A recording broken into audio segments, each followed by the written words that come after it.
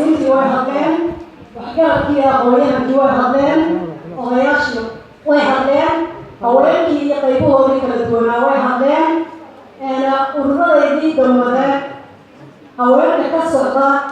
oo iyaguna aad u tiro badan oo sidaa arkaysaa qaybtaas oo dhan cidda fadhida ay iyaga tahay aan cid kala tarixin iyaguna way hadleen. hadda waxaayna halkan hortiina taagan waa musharaxii ku taagnaa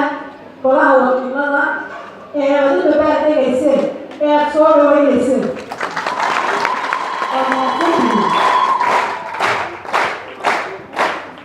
أعوذ بالله السميع العليم من الشيطان الرجيم. بسم الله الرحمن الرحيم. الحمد لله رب العالمين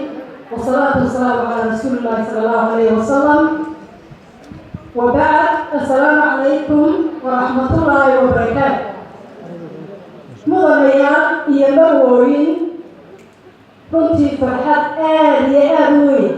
أيتها إن المعنى تهرتي بتاعنا هاي isla markaana aan hortiina kaga dhawaaqayo inaan nahay musharax u taagan doorashada golaha wakiilada jamhuuriyadda Somaliland ee fooday lagu soo haysa isla markaana la qaban doono sanadka 2019 bisha 3 haddii Ilaahay nagu sugo.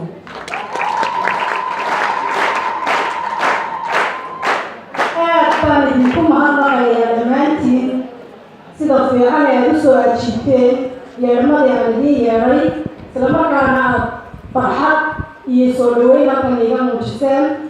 wax kale oo waxaan aad ugu mahadnaqayaa oonan marnaba ilaawi karaynin tiimkii iga shaqaynayay ee kooligiskayga ahaa dadkaan ku wada jirnay shaqada oo runtii kaalin mugle ka qaatay xafladan iyo abaabulkeedii iyo diyaarinteedii isku dubaridkeedii xataa dhinac dhaqaale xoog iyo xoolo mid walba kaga qayb qaatay. aad baan ugu mahadnaqayaa. wax kaloo iyagana aan iloobi karaynin siyaasiyiinta halkan nala fadhiya iyo mas-uuliyiinta hay-adaha ka socda iyo maxay tahay dhakhaatiirta iyo odayaasha iyo maxay tahay ganacsatada oo dhammaantoodba iyaguna waqtigoodii qaaliga ahaa ii soo horay inay halkan maanta ay ula dabaaldegaan. aad baa wanaagsantiin baan leeyahay iyagana. mahadnaq kadib runtii imaanshihiinu wuxuu maanta ay dareensiinayaa inaad i tusteen ama aad ii muujiseen kalsoonidiinna, codkiinna iyo taageeradiinna inta. aad baan idinku mahadnaqayaa mar labaad iyo mar saddexaadba. waan ogahay hawsha aan u bareerayaa inay aad u adag tahay. runtii culayska ay leedahay iyo caqabadaha hor yaalla intaba waan garan karaa waan ka dharagsanahay, balse waxaan aaminsanahay inaan nahay qof ka soo bixi kara haddii Ilaahay subxaana watacaala igu guuleeyo idinkana taageeradiinna iyo gacantiinaba iyo maxay tahay kalsoonidiinna iyo codkiinaba aan helo. waxaynu ognahay haweenka Somaliland maanta inay yihiin lafdabarka bulshadeena. dhinac walba markaynu eegno waa lafdabarka nolosha qoyska maanta, waa lafdabarka dhaqaalaha, waa lafdabarka shaqada. dhinac kasta markaynu eegno iyo dad kasta aynu ka eegno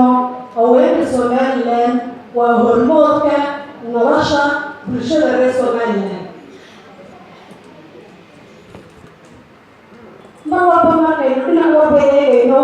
qofka buka cidda dul taagan ee haya ama had iyo jeer xogogaalooda la jooga waa dumar, ama hooyo ha ahaato ama walaal ha ahaato ama xaas ha ahaato. keena arooskeeda sidoo kale cidda tabataabinaysaa waa dumar. keena si uun u hayso ama ayna maxay tahay wax ka siihiin cidda xogogaalka u ah ee ogi waa dumar. waynu ognahay runtii dabcan dumarku haddana way shaqo tegeen. nolol maalmeedkii qoysaska ayay maanta dabarayaan iyagoo shaqaynaya oo dhaqaalihii qoyska runtii qayb aad u muhiim ah oo la hadla ka qaatay haddana shaqadii guriguna waa u dheertay kolay anigu ka mid baan dumarkaan sheegayo anigu hooyaan ahay waa shaqo tagaa nolol maalmeed baan soo saaraa caruur baan koriyaa guri baan maamulaa dhinac walba waa ku filnaa markaa taasi waa karti ilaahay subxaana watacaala ugu macsiiyey ayaa laga tahay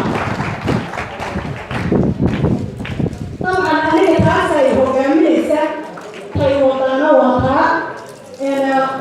waxaa ii muuqataa baylaha aan isleeyahay waxbaad ka qaban kartaa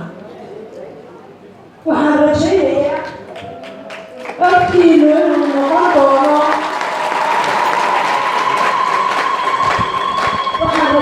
codkiinu inuu noqon doono mid la mahadiyo biidnillaahi tacaala haddaynu dib u milicsano taariikhdii ay islaamka ku lahaayeen haweenku dabcan kaalin mug leh oo aad iyo aad u muhiima bay ahayd jihaadkii bay ka qayb qaateen dhaawac gurid wardoon iyo difaacba way ahaayeen wax kaloo ay ahaayeen la taliyihii rasuulkeennii suubanaa maxamed sala allahu calayhi wasalam la taliyihiisii bay ahaayeen dabcan haddaynu axaadiista iyo siirada rasuulka dib u raacno wax badan baa tilmaamaya inay dumarku talada rasuulka qayb ka ahaayeen calayhi salaatu wasalaam taasi waxay muujinaysaa waxqabadka iyo kartida ay haweenku leeyihiin iyo inay taariikhda islaamka meel fiican ay ku lahaayeen in yar baan doonaya inaan idinla yaro kaftamo innaga maanta bulshadeena somalilan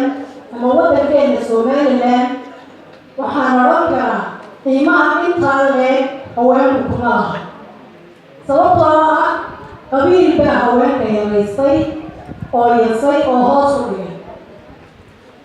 qofka dumarka ah ama hooyo ha ahaato ama walaal ha ahaato ama xaas ha ahaato dabcan diintu meel wanaagsan bay dhigtay ilaahay subxaana watacaala xuquuqdu iyaga siiyey ciduu siiyey ma jirto waynu ognahay haddana maxaa xuquuqdii ka dambeeyey ilaahay subxaana watacaala siiyey dhaqan baa ka dambeeyey oo baabiiyey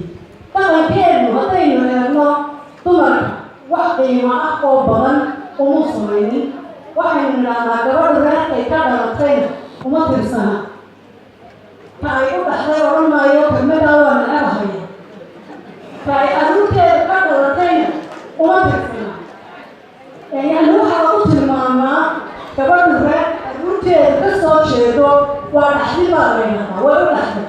kelmadaa runtii aad baynu ka soo horjeedaan dhaxdin markaynu macnayno waa qof martiya oo kuu soo hoyday oo caawa kuu dhaxay berina iska tegayo halku nooga marayo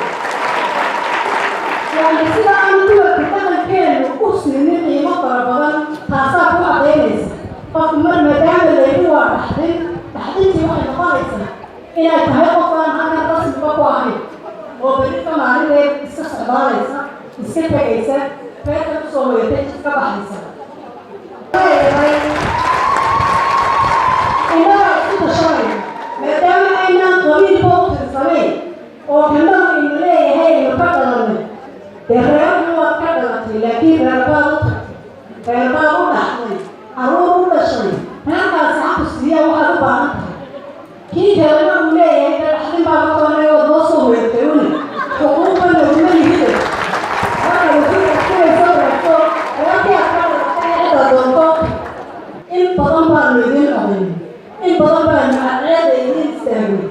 in badan baanu codkayaga idin siinin oo madaxweyne ku noqoteen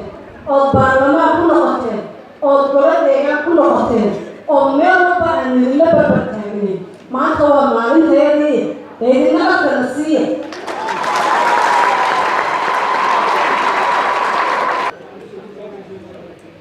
runtii markaan eego baahida dumar ahaan aanu u qabno inaanu xubno ku yeelano xildhibaanada golaha wakiilada oo maanta aanu ka maqannahay ama aan idhaahday hal qof oo keliya oo nambar aad u yar aanu ku leenahay baahidaasi waxa weeyaan runtii in aan noqdo qof matalaysa baahiyaha dumarka iyo sidii markaa loogu dari lahaa xeerarka la samaynayo golaha sharci dejinta maadaama uu yahay golahan u taaganahay xeerarka khuseeya baahiyaha iyo waxyaabaha dumarku ay markaa tabayaan ee hadda xeerarkeeda jir ka maqan marka la ansixinayo iyo marka la samaynayo intaba inaan noqdo qof u taagan baahiyaha dumarka. tusaale haddaynu soo qaadano xeerarka u baahan in la xoojiyo ama in la abuuro ama in maxayta wax ka bedel iyo qaadista lagu sameeyo ama la qoriyada oo kuwo cusub hadda la bilaabo waa xeerarka runtii taabanaya baahiyaha dumarka iyo dhibaatooyinka dumarka haysta